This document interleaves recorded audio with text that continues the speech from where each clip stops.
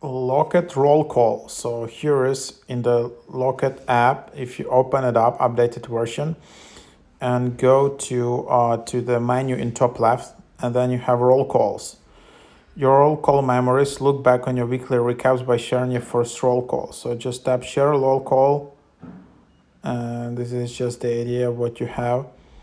Roll call, weekly photo dumps with all your best friends. Share your favorite photos of the week every Sunday. See what your friends did last week. Friends can only see a roll call for the next 7 days.